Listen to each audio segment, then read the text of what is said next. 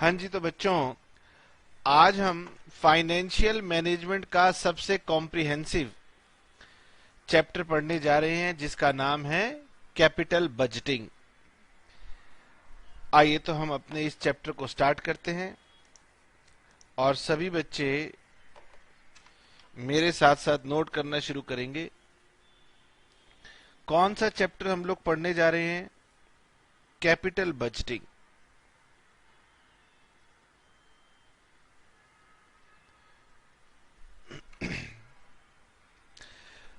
अब बेटे मैं आपको पहले कुछ बातें बता देना चाहता हूं। ठीक है सर। फाइनेंशियल मैनेजमेंट में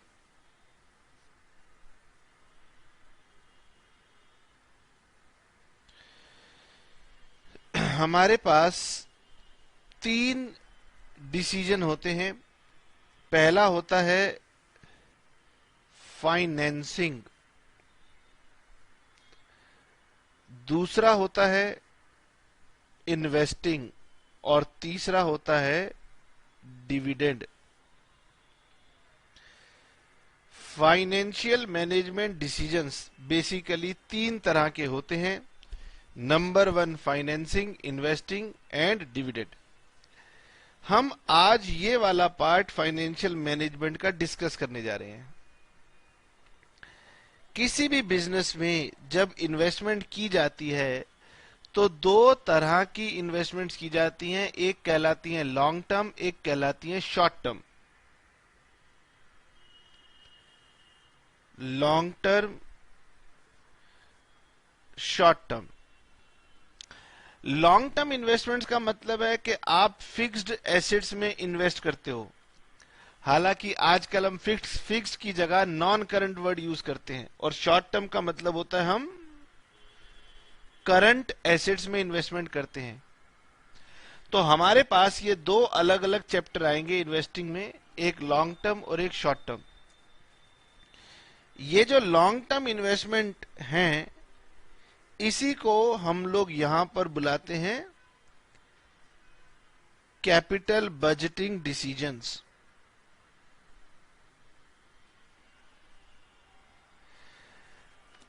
मैं कहता हूं सभी चैप्टर के बारे में कि ये बहुत ही आसान है। इस चैप्टर के बारे में भी कहूंगा कि ये भी बहुत ही आसान है। इवन बल्कि ग्रेजुएशन वालों के लिए तो बहुत ही आसान है। उनसे तो कुछ टफ पूछा ही नहीं जाता। बस ऐसे ही उनके मन में डर लगा रहता है कि सर कैपिटल बजटिंग बहुत खतरनाक चैप्टर है, बहुत आसान चैप्टर है। बस मैं ये कहूंगा थोड़ा कॉम्प्रिहेंसिव है कि इसमें हमें कई सारी बातें आपको बतानी पड़ेंगी। बहुत डिटेल में ये चैप्टर होता है, लेकिन हमारे ग्रेजुएशन में ये लिमिटेड स्कोप तक ही पूछा जाता है। इसमें कुछ भी टफ नहीं है। बस तो सबसे पहले हम ये स्टार्ट करने वाले हैं कि सर कैपिटल बजटिंग में बेसिकली क्या सिखाया जाता है। व्हाट इज कैपिटल बजटिंग, हमें करना क्या है। देखो, अगर आप कोई भी बिजनेस करते हैं तो आपके सामने कई सारे ऑल्टरनेटिव्स आते हैं। जैसे मैं पहले छोटे लेवल पे बात करता हूं। छोटे लेवल पर बात करते हैं, मान लीजिए हम कुछ मैन्युफैक्चरिंग का बिजनेस कर रहे हैं। तो हमारे मैन्युफैक्चरिंग के बिजनेस में हमने ये सोचा कि हम एक नई मशीनरी परचेज करेंगे, हम एक नया प्रोडक्ट बनाएंगे। तो हमारे पास एक ऑप्शन आई कि सर चाइना से एक मशीनरी मिल रही है वो ले लें, कोरिया से मशीनरी मिल रही है वो ले लें, जर्मनी से एक मशीन मिल रही है ये ले लें। तो चाइना की मशीन की प्राइसिंग कुछ अलग होगी, कोरिया की मशीन की प्राइसिंग कुछ अलग होगी, जर्मनी की मशीन की प्राइसिंग अलग होगी। अच्छा सर, तो हम इनमें से सबसे सस्ती मशीन ले लेंगे। मैंने कहा बच्चों ये इतना आसान नहीं होता। बाजार में सबको पता है कि चाइना की मशीन सस्ती है, इसलिए चाइना से जो भी प्रोडक्ट आप बनाओगे उस प्रोडक्ट की प्राइस भी कम होगी। कोरियन मशीन से बनाओगे, अगर ये महंगी होती है तो प्रोडक्ट की प्राइस थोड़ी ज्यादा होगी। और इसकी प्रोडक्ट की प्राइस थोड़ी ज्यादा होगी। बच्चे के पास पूरा हक है कि सर मैं आपकी बात नहीं मानता। मैंने कहा लो, मैं इसको और सरल तरीके से आपको समझाता हूं। अब सर अगर पहले सरल तरीके से समझाना था तो फिर ये कठिन उदाहरण क्यों? अच्छा चलो छोड़ो। मैं कहता हूं मान लीजिए आप ना एक टैक्सी बुलवाते हैं, आपको कहीं जाना है, शहर में राइड करना है या शहर से बाहर जाना है, तो आप कभी कभार कैब फैसिलिटी यूज करते हैं। तो एक कैब प्रोवाइडर जो है उसने सोचा कि मैं कौन सी कार परचेज करूं। उसने कहा कि अगर मैं स्मॉल कार परचेज करूंगा तो प्राइस थोड़ा कम चार्ज करूंगा। मान लेते हैं, एक एग्जाम्पल के तौर पे ले लेते हैं, हमें नहीं पता क्या प्राइस चल रहा है, तो मान लीजिए वो कहता है अगर मैं कोई छोटी कार खरीदता हूं तो मैं 8 रुपीज पर किलोमीटर चार्ज करूंगा। या फिर वो कहता है कि मैं थोड़ी सी बड़ी वाली कार परचेज कर लेता हूं, तो अगर मैं बड़ी कार परचेज करूंगा थोड़ी इन्वेस्टमेंट ज्यादा होगी, लेकिन मैं price 10 rupees per kilometre charge कर लूंगा। उसके मन में एक और ऑप्शन आई, एसयूवी खरीद लेता हूं। एसयूवी खरीदूंगा, थोड़ा मनी और ज्यादा लगेगा, तो मैं कस्टमर से 14 रुपीज पर किलोमीटर चार्ज करूंगा। उसके माइंड में एक और ऑप्शन आई, क्यों ना कोई लग्जरी कार खरीद लूं, इन्वेस्टमेंट और बढ़ जाएगी, तो फिर मैं अपने कस्टमर से रेट चार्ज कर लूंगा 25 रुपीज पर किलोमीटर। तो हमारे सामने जब हम बिजनेस करते हैं तो इन्वेस्टमेंट के पॉइंट ऑफ व्यू से अलग अलग ऑप्शंस हमारे सामने आते हैं कि हमें क्या करना चाहिए। मान लीजिए सोचते हैं कि छोटी कार 6 लाख रुपए में आ जाएगी, उसके ऊपर हम गए, हमने कहा चलो कोई हैचबैक सी कार खरीद लेते हैं। उन्होंने कहा फिर आपको 9 लाख रुपीज इन्वेस्ट करने होंगे, 8 लाख इन्वेस्ट करने होंगे, इन्वेस्टमेंट बढ़ जाएगी। वो कह रहे हैं एसयूवी के लिए हो सकता है आपको 15 लाख 16 लाख खर्च करने पड़े, लग्जरी कार के लिए हो सकता है आपको 25 लाख 30 लाख या उससे भी ज्यादा खर्च करने पड़े। तो हम कह रहे हैं अगर हम अलग अलग खर्चा करेंगे तो हमारी रिटर्न भी अलग अलग होगी, हमारी प्रॉफिटेबिलिटी भी अलग अलग होगी।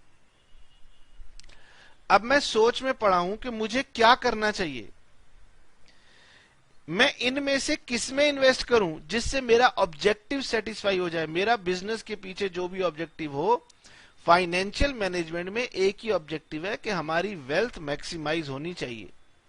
तो इस ऑब्जेक्टिव को ध्यान में रखते हुए मैं कौन सी वाले एसेट में इन्वेस्टमेंट करूं। और बड़े लेवल में जाएंगे तो बिजनेसमैन को सोचना होता है कि मैं मोबाइल कंपनी स्टार्ट करूं, टेलीकम्युनिकेशन स्टार्ट करूं, या कैब सर्विस स्टार्ट करूं, या कोई और ऑनलाइन शॉपिंग स्टार्ट करूं, अलग अलग business line.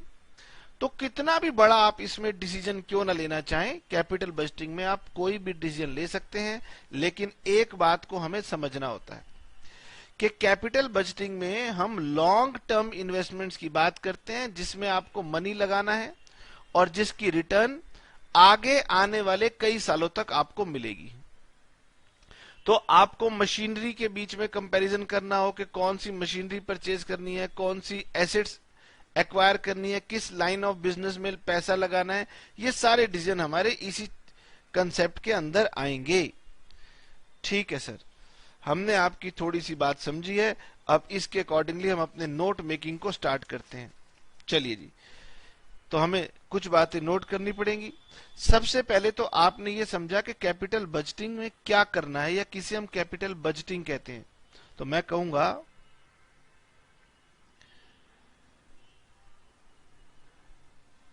Capital budgeting decisions means a decision situation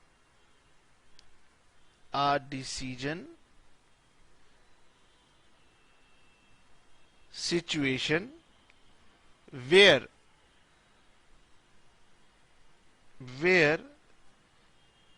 long term funds are invested। लंबे समय के लिए आपको अपने मनी को ब्लॉक करना है। कब ब्लॉक करना है? in the initial stages of the project, सारा का सारा पैसा या मैक्सिमम पैसा आपका स्टार्टिंग में लगेगा, एंड रिटर्न्स आर एक्सपेक्टेड, और जो आपको रिटर्न मिलेगी वो कब मिलेगी, over a long period of time, over a long period of time. अब सर लॉन्ग पीरियड की क्या डेफिनेशन है, तो मैं कहूंगा जनरली मोर देन 1 ईयर। अब लॉन्ग टर्म को हम कहते हैं कि भाई लॉन्ग टर्म तो कितना भी हो सकता है, लेकिन हम यहां पर बेसिकली बात कह के चलेंगे कि हमारे लिए यहां पर लॉन्ग टर्म का मतलब है कि 1 साल से ज्यादा। ठीक है सर। नाउ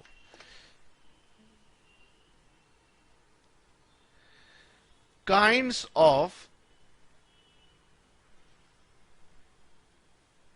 कैपिटल बजटिंग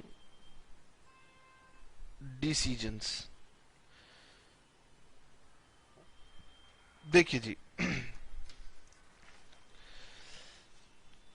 मान लीजिए एक small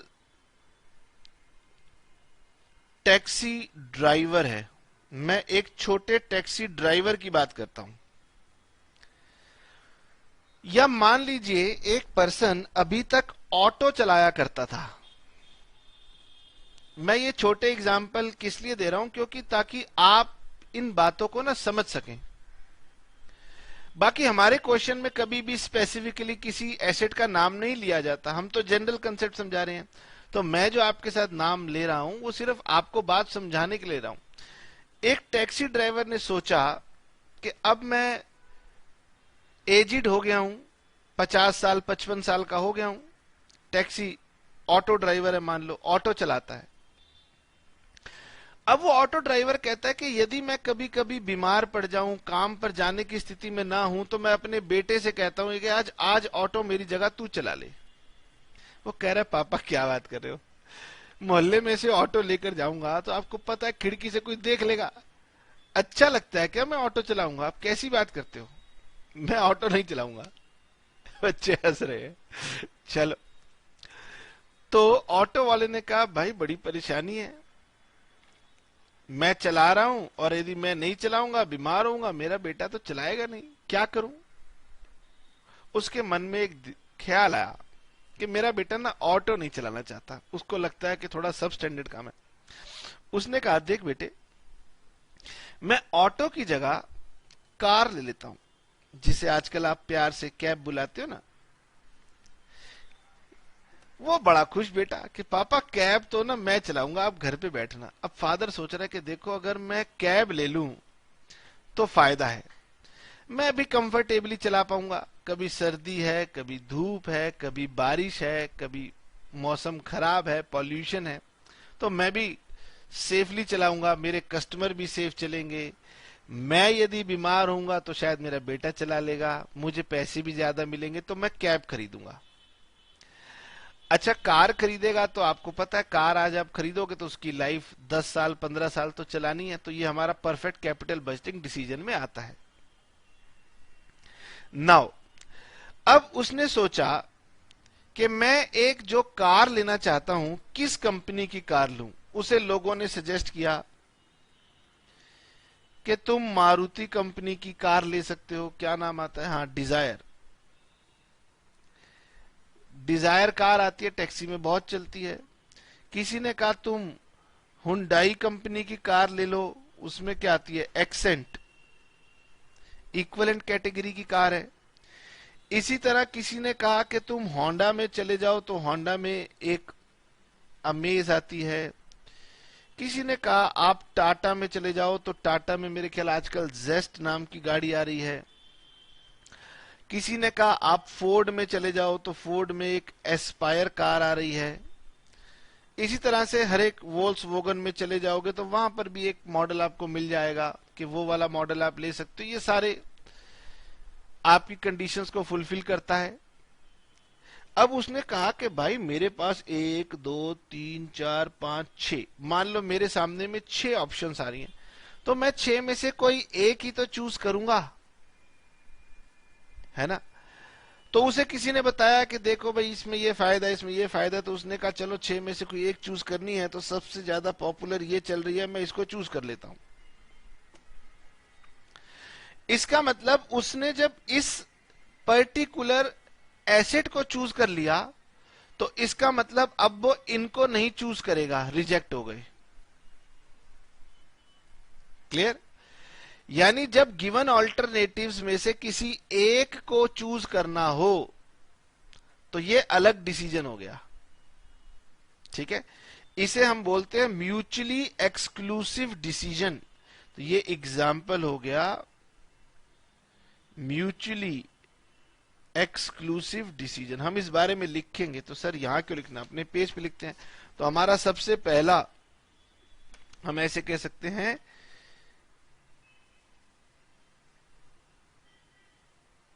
capital budgeting decisions can be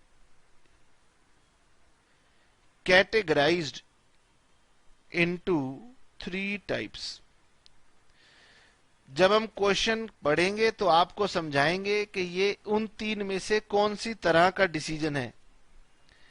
number 1, सबसे पहला हमने इसे नाम देना है म्यूचुअली एक्सक्लूसिव डिसीजंस। अच्छा, मैं अपने बच्चों को बता दूं कि चैप्टर तो बेटे पूरी तरीके से प्रैक्टिकल है, लेकिन जल्दी नहीं करनी कि सर सीधा न्यूमेरिकल फिगर्स दिखाओ और क्वेश्चन सॉल्व करना शुरू कर दो। अगर हम जल्दी करेंगे आपको बहुत मजा आएगा, लेकिन आगे चल के आप कहोगे कि सर हम तो फंसने लग गए हैं, हमसे क्वेश्चन में फंसता है, डर लगता है, बनता नहीं है, हम घबराते हैं। तो आप बिल्कुल स्टार्टिंग से शुरू करो। पहले कुछ थ्योरेटिकल बातें जिसे धीरे धीरे पढ़ लेते हैं, थोड़ा बोर होंगे और क्या हो गया, लेकिन ये बातें ना आगे चल के हमारे को जब हम कठिन परिस्थिति में फंसेंगे, टफ सिचुएशन आएगी तो हेल्प करेगा, इसलिए घबराएंगे नहीं। ठीक है, आप आराम से पहले आज थ्योरी की बातें कर लो। मैंने अभी आपको इसका मतलब बताया कि जब आपके पास कई सारे ऑल्टरनेटिव होंगे, आप उन्हें इवेल्युएट करोगे, एक को चूज करोगे। जैसे ही एक को चूज करोगे, इसका मतलब बाकी सबको आपने रिजेक्ट कर दिया। ऐसे डिसीजन को हम नाम देते हैं म्यूचुअली एक्सक्लूसिव डिसीजन, ताकि क्वेश्चन में लिखा आ जाए कि आप person is evaluating mutually exclusive projects, तो आपको समझ में आना चाहिए। तो 2 or more proposals are said to be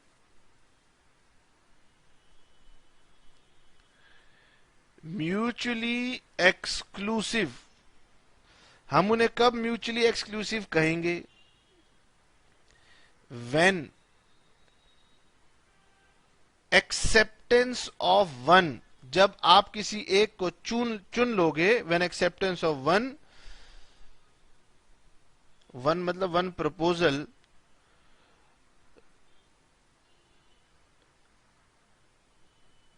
results in automatic rejection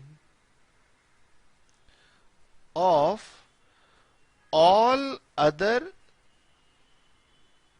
proposals।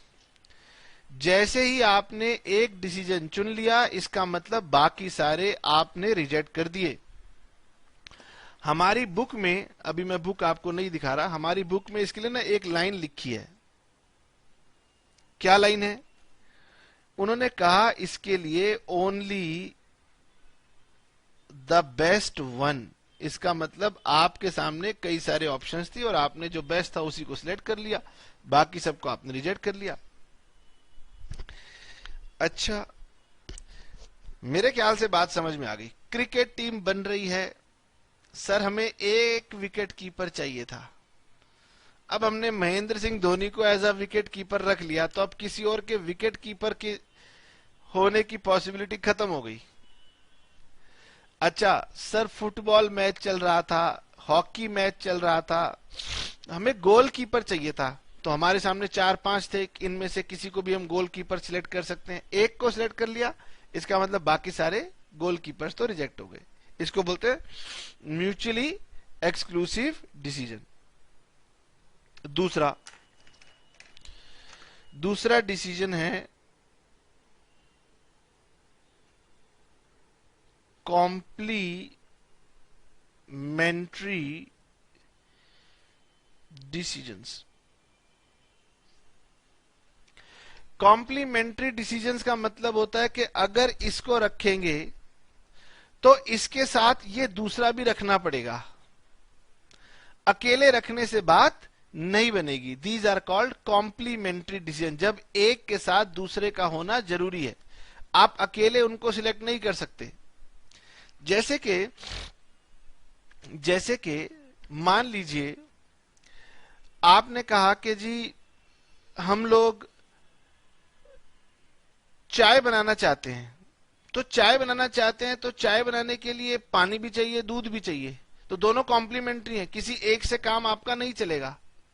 तो इस तरह के प्रोजेक्ट जिनके साथ में जो अटैच्ड हैं वो भी करने पड़ेंगे। These are called complementary decisions. तो यहां लिखेंगे कि 2 or more proposals are said to be complementary when acceptance of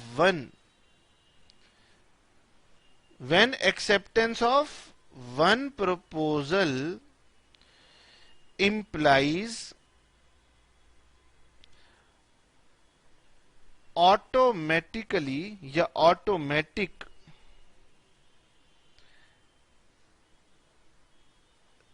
acceptance of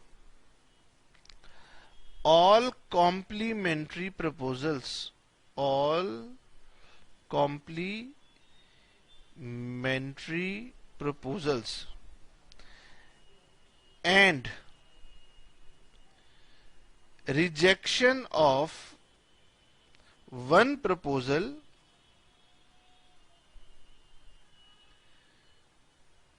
implies automatic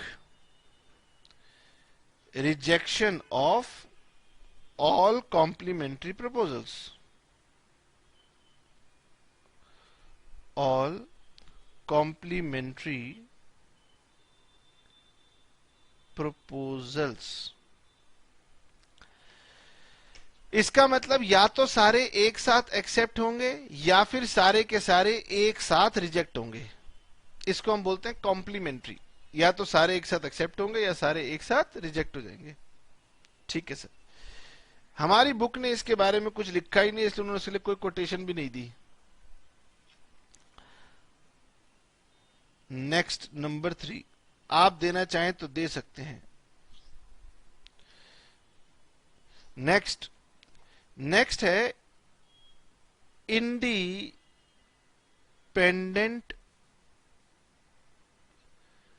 proposals. इसे हमारी बुक कहती है accept reject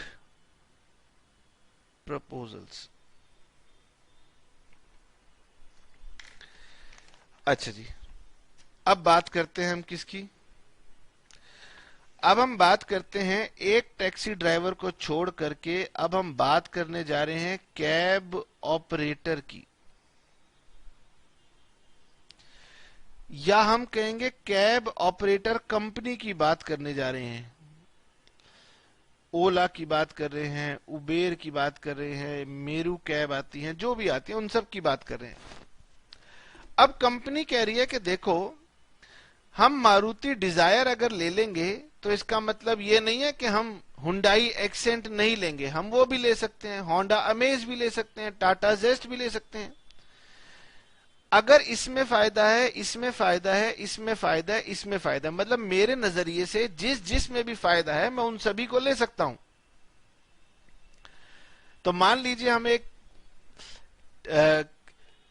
fleet of taxis start करना चाहते हैं, ऑपरेशन स्टार्ट करना चाहते हैं। हमने कहा लाओ जी, आप अपनी कंपनी वाले अपनी अपनी प्रोडक्ट के बारे में बताओ, हम देखेंगे, हमें जो जो अच्छा लगेगा सब हम रख लेंगे। तो हमने कहा चलो मारुति की डिजायर पसंद है, ये भी रख लेते हैं। हुंडई वालों ने कहा हमारा भी प्रोडक्ट देख लिया, हमने कहा हाँ देख लिया, आपका भी पसंद है, हम आपका भी रख लेंगे। इसका मतलब एक लेने का मतलब ये नहीं है कि मेरे पास और फंड्स खत्म हो गए, मैं दूसरा भी ले सकता हूं, प्रोवाइडेड मुझे उनमें फायदा नजर आना चाहिए। यानी जिस जिस प्रपोजल में फायदा है वो मैं सारे एक्सेप्ट कर सकता हूं, एक का दूसरे से कोई संबंध नहीं है, तो ऐसे प्रपोजल कहलाते हैं इंडिपेंडेंट प्रपोजल्स। तो टू और more proposals are said to be independent। कब ऐसा होगा? If acceptance oblique rejection of one proposal does not affect,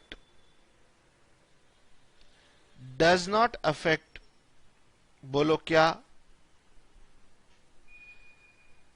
acceptance oblique rejection of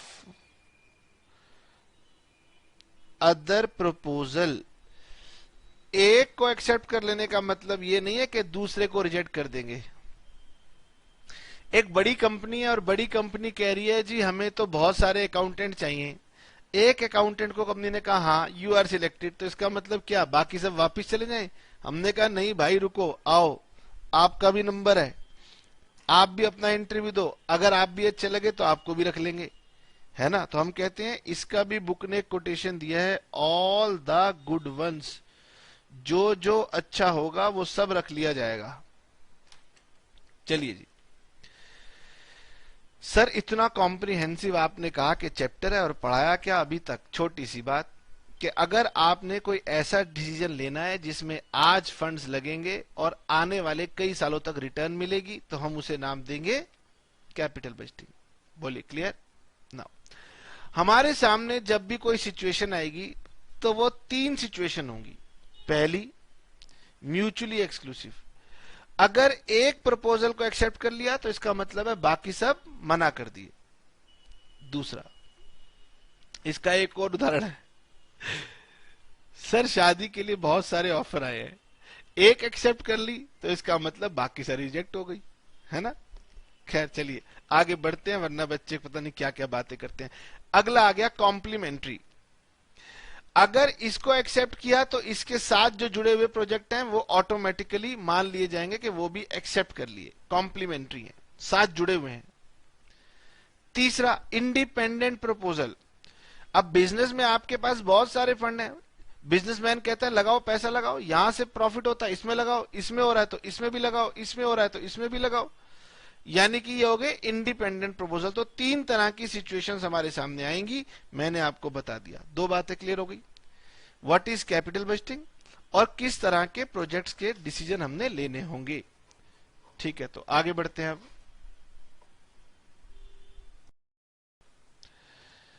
अब हमारे पास जो कैपिटल बजटिंग डिसीजन लेने हैं, तो सर उसके लिए क्या करना होगा, इसकी शुरुआत करते हैं अब हम।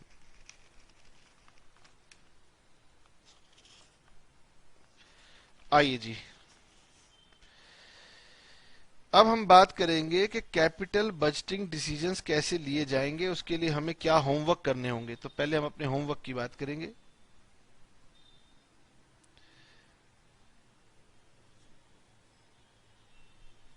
Capital budgeting decisions involves 3 stages या 3 स्टेप्स। आपको 3 काम करने हैं कैपिटल बजटिंग डिसीजंस के लिए। नंबर 1, सबसे पहले तो मैं पूछूंगा कि भाई आप जो भी प्रपोजल लेके आए हो, मुझे ये बताओ इस प्रपोजल में लागत क्या है, इन्वेस्टमेंट क्या है, कॉस्ट क्या है, और दूसरा इस प्रपोजल से रिटर्न क्या है, रेवेन्यू कितना मिलेगा, ये बताओ। तो हम आपसे क्या पूछेंगे, 3 बातें हम आपसे पूछेंगे। सबसे पहली बात होगी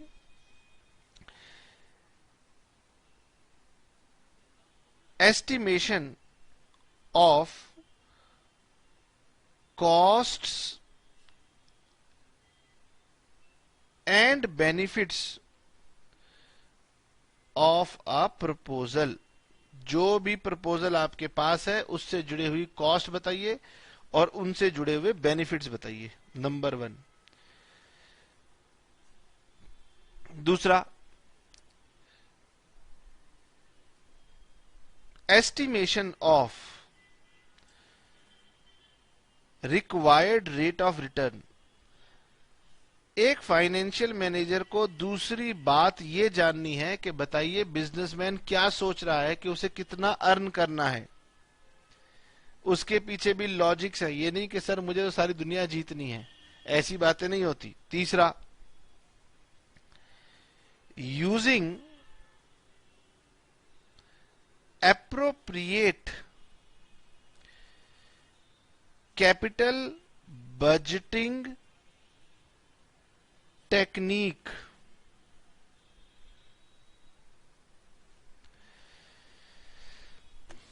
चलिए जी, अगर आप किसी इन्वेस्टमेंट प्रपोजल को इवेल्युएट करना चाहते हो तो आपको 3 स्टेजेस से गुजरना होगा। सबसे पहली स्टेज होगी कि जाके ये पता लगाइए कि उस प्रपोजल में क्या कॉस्ट इन्वॉल्व है, क्या बेनिफिट्स इन्वॉल्व है।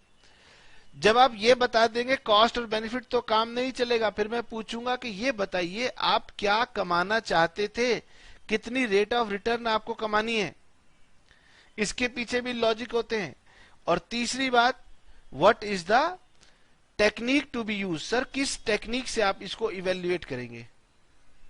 तो मैं आपको बता दूं, ये जो हमारा चैप्टर नंबर 3 है, ये चैप्टर नंबर 3 कहेगा कि देखो मैं आपको ये समझाऊंगा कि किसी भी प्रोजेक्ट के कॉस्ट और बेनिफिट्स को जो हैं उन्हें हम कैसे एस्टिमेट करेंगे। ये चैप्टर हमें ये सिखाएगा। बस पूरा चैप्टर इसी बात के ऊपर बेस्ड है। हम इसमें कोई कैपिटल बजटिंग डिसीजन ले ही नहीं पाएंगे, क्योंकि टेक्निक तो हम आपको किसी और चैप्टर में सिखाएंगे। ठीक है sir.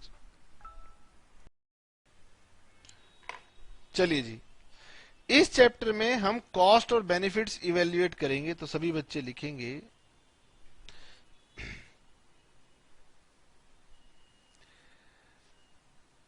The current chapter introduction to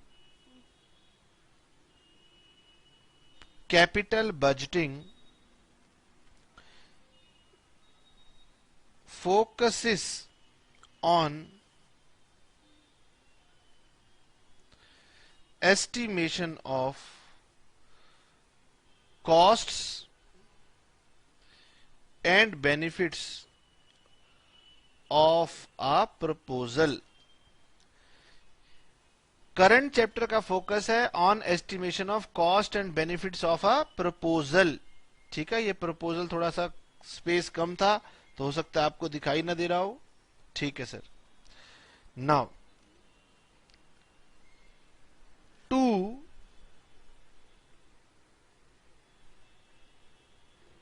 alternatives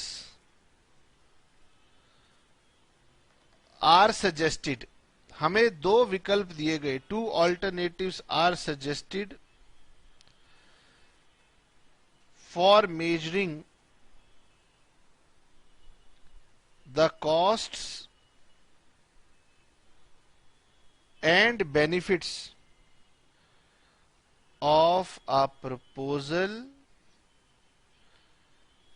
which are। हमें 2 ऑल्टरनेटिव सुझाए गए कि भाई ये 2 ऑल्टरनेटिव हो सकते हैं। पहला तो बड़ा ऑब्वियस सा है, सभी को पता है। हमारी अकाउंटिंग बनी ही किस लिए है? तो अगर आपको कॉस्ट और बेनिफिट एस्टिमेट करने हैं तो जाकर के अकाउंटिंग प्रोसेस से काम कीजिए। तो पहला तो है अकाउंटिंग प्रोसेस, और अकाउंटिंग प्रोसेस से आपको क्या मिलेगा? अकाउंटिंग प्रॉफिट मिलेगा। तो हमारे पास एक विकल्प है अकाउंटिंग प्रॉफिट, और दूसरा विकल्प है हमारे पास कैश फ्लोज। लेकिन हम दोनों ही लेके नहीं चलते। अभी हम आपको बताएंगे कि इन दोनों में से किसको कैपिटल बजटिंग ने सहमति दी कि हां मेरे आधार पर तुम रहोगे, ये हम डिस्कस करेंगे। देखिए जी, मैंने आपको बताया कि कैपिटल बजटिंग की जो भी हमने टेक्निक्स लगानी है वो तो बाद की बात है। पहले हमारे पास डाटा तो आना चाहिए ना कि टेक्निक लगाएं किसके बेस पर।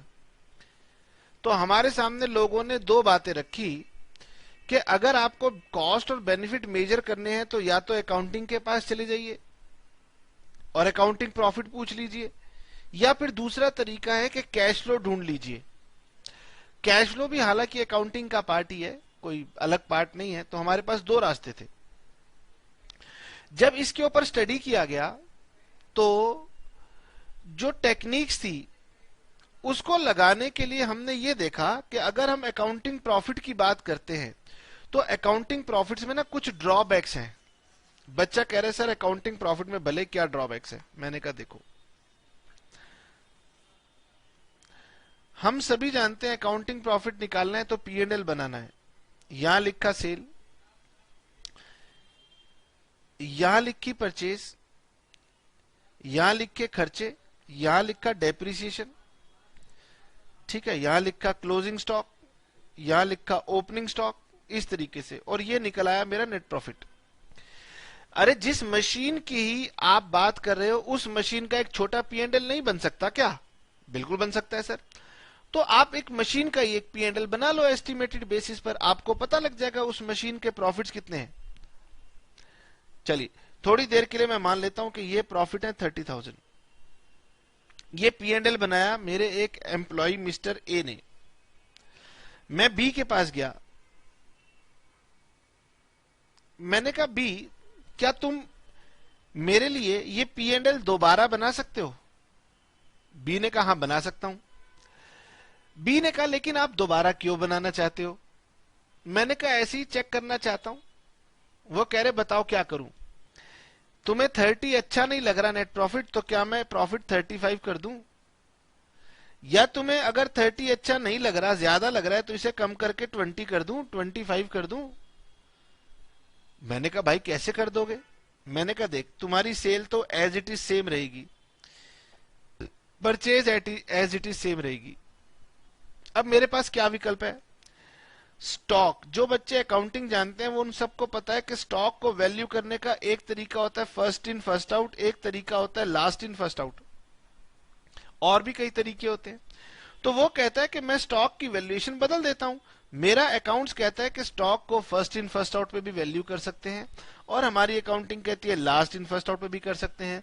तो मैं बेस चेंज करके देख लेता हूं, जहां पर वैल्यू कम आएगी यहां डाल दूंगा, प्रॉफिट बढ़ाना है तो जहां वैल्यू बढ़ेगी वो यहां डाल देता हूं।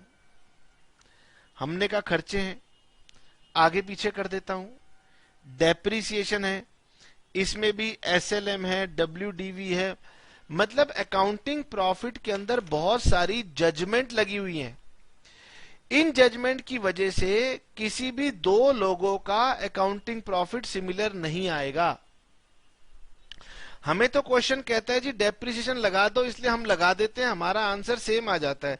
लेकिन रियल लाइफ में डेप्रिसिएशन कौन लगाएगा, कितना लगाएगा, ये सारे ना हमारे सब्जेक्टिव मैटर हैं। मुझे जो अच्छा लगेगा मैं उस हिसाब से काम करूंगा। इसीलिए ये प्रॉफिट ना एग्जैक्ट कभी भी नहीं आता, इसमें मैनिपुलेशन के स्कोप रहते हैं। कोई भी जाकर के ये नहीं कह सकता कि भाई यही प्रॉफिट सभी लोग निकालेंगे, ये बदल जाएंगे। इसीलिए ये लॉजिकल नहीं है कि हम अकाउंटिंग प्रॉफिट्स को बेस बनाएं। इसीलिए हम अकाउंटिंग प्रॉफिट्स को बेस नहीं बना पाएंगे। ये सबसे पहली बात सभी बच्चों को समझ में आनी चाहिए। ठीक है सर, सबसे पहले लिखेंगे नंबर 1, अकाउंटिंग प्रॉफिट, मैंने आपको बताया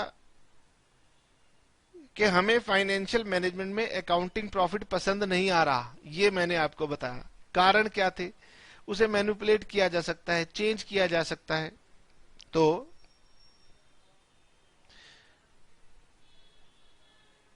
अकाउंटिंग प्रॉफिट विच इज, वैसे तो अकाउंटिंग की टेक्निक बहुत ही अच्छी है, accounting profit which is a good measure, अच्छा है, good measure of benefits of a proposal. अच्छा है लेकिन एग्जैक्ट नहीं है, ये परेशानी है। तो हम क्या कहेंगे? But not a good measure, अच्छा कहां के लिए नहीं है? फॉर इवेल्युएशन ऑफ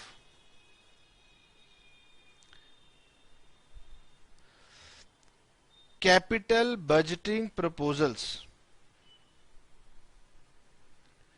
हमने कहा क्यों? Due to the following reasons. भाई हमें ये कैपिटल बजटिंग के लिए या फाइनेंशियल मैनेजमेंट के लिए ठीक नहीं लगता। किसी ने पूछा बताओ कारण बताओ, हमने कहा देखो इसका कई कारण है। Number 1, accounting profit is a subjective matter, मतलब आपकी इच्छा के अनुसार चल रहा है, and can be easily changed, आप इसे बदल सकते हैं bye adopting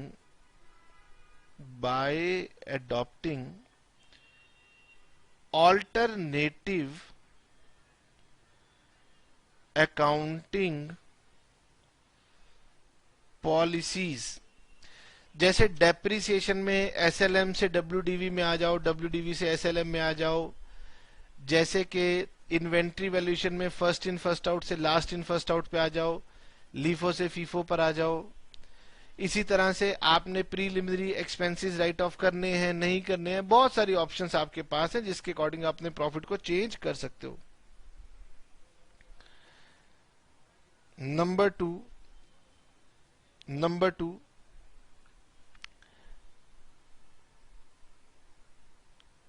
accounting profit is calculated after so many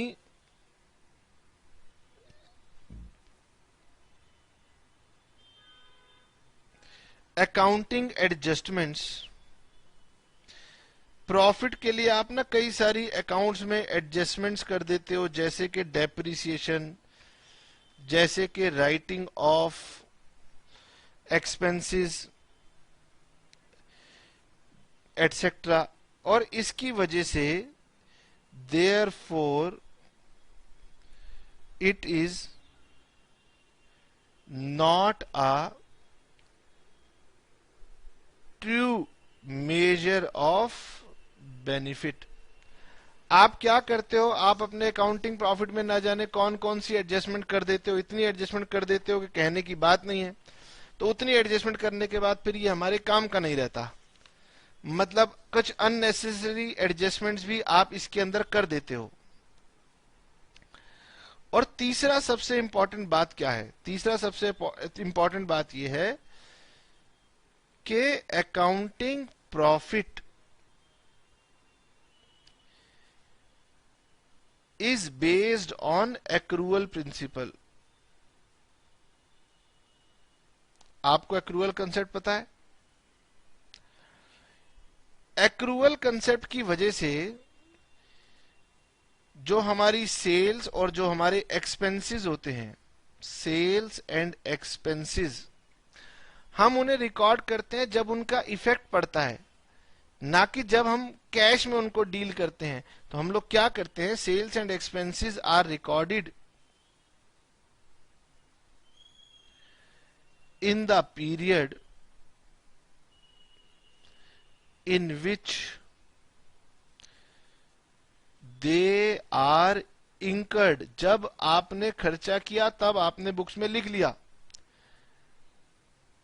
rather than the period in which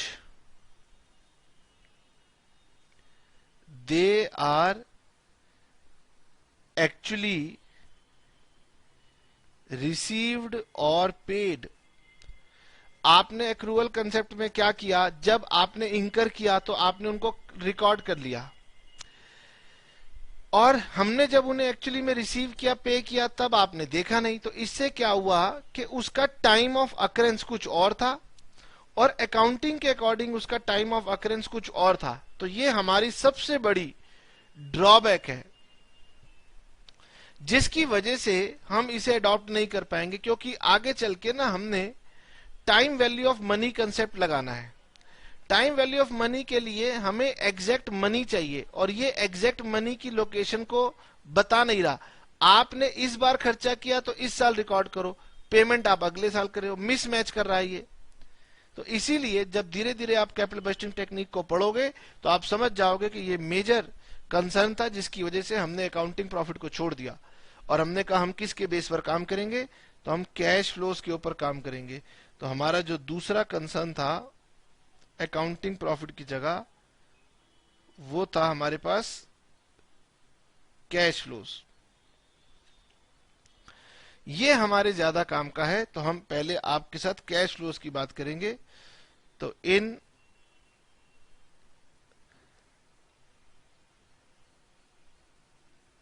capital budgeting the costs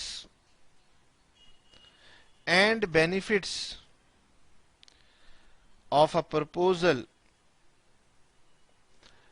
अब मुझे पता है कि बच्चे कह रहे हैं कि सर ये तो सारी थ्योरेटिकल बातें चल रही है, लेकिन याद करो मैंने आपसे कहा था बेटे कि यही बातें आगे चल के आपको चैप्टर समझने से रोकेंगी। अगर आप ज्यादा जल्दी करोगे तो आपकी हालत वैसे ही होगी कि आप बिल्डिंग बनाओगे, ग्राउंड फ्लोर बनाओगे, फर्स्ट फ्लोर बनाओगे, लेकिन सेकंड फ्लोर जाते जाते नीचे की बिल्डिंग हिलने लग जाएगी, क्योंकि आपने उसके बेस को स्ट्रांग नहीं किया। तो हमारा कैपिटल बजटिंग चैप्टर भी ऐसा है, उसको बहुत दूर तक जाना है। तो जब आप बेस को स्ट्रांग नहीं करोगे तो आगे आपको दिक्कत होगी। लेकिन सर आप ना ब्रेक देते हो ना कुछ करते हो, लगातार चलते रहते हो। चलो कोई बात तो भी टाइम मत लगाओ। In capital budgeting the cost and benefits of a proposal are measured in terms of cash flows.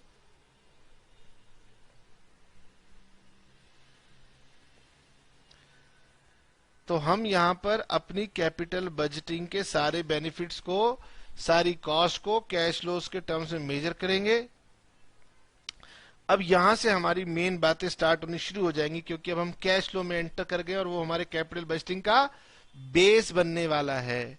तो हम क्या कहेंगे, हम कहेंगे कॉस्ट्स आर डिनोटेड एज